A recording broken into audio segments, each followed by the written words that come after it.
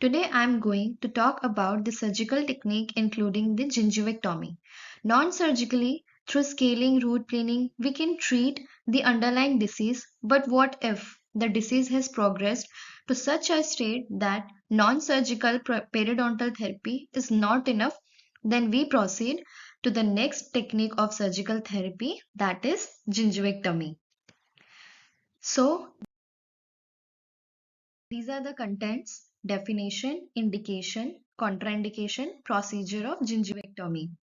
By definition, it is the excision of soft tissue wall by removing the diseased pocket wall, which provides the visibility and accessibility for complete calculus and plaque removal and thorough smoothing of the roots. Indications are crown lengthening, perioaesthetics, suprabony periodontal abscess, fibrous enlargement, that is pseudo pocket, suprabony pockets, and next contraindications. First is in the presence of thick alveolar ridge, interdental craters or bizarre crystal bone form. Second, when infrabony pockets are present. Third, if pocket extends till and below the mucogingival junction. Fourth, inadequate oral hygiene maintenance by the patients. Fifth, uncooperative patients. Sixth, medically compromised patients, and dentinal hypersensitivity before the surgical procedure. Now, with gingivectomy, first is surgical, second using electrosurgical techniques, third is by laser gingivectomy, fourth chemosurgical. The surgical procedure of gingivectomy, where step 1 is the pocket on each surface are explored with a periodontal probe and marked with the pocket marker.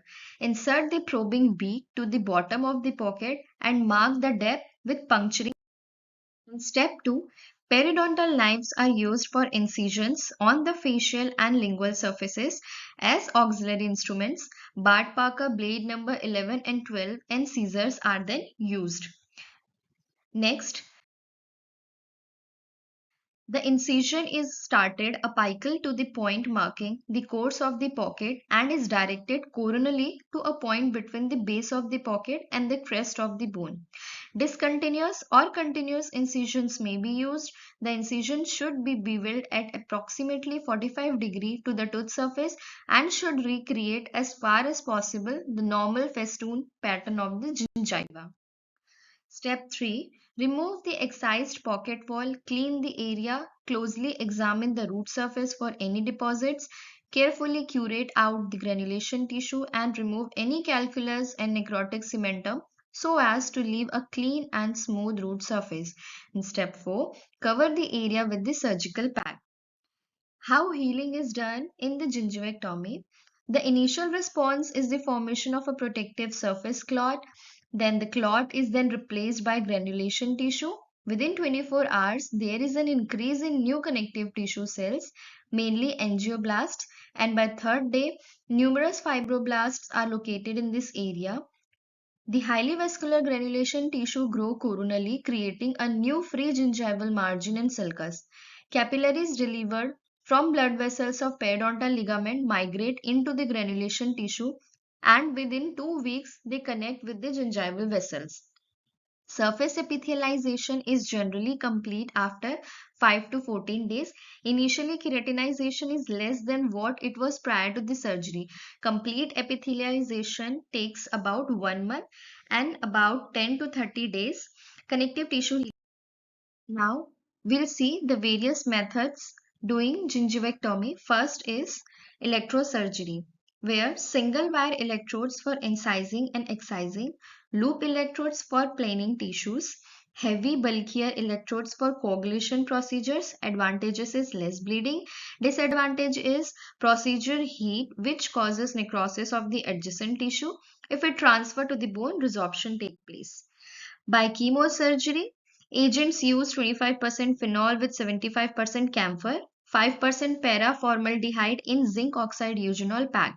Advantage is no analgesia or anesthesia required for the procedure. Procedure is easy to perform and require less instruments. In disadvantages, bone necrosis and resorption might occur, periodontal abscess might result, and delayed wound healing. Gingivectomy with laser.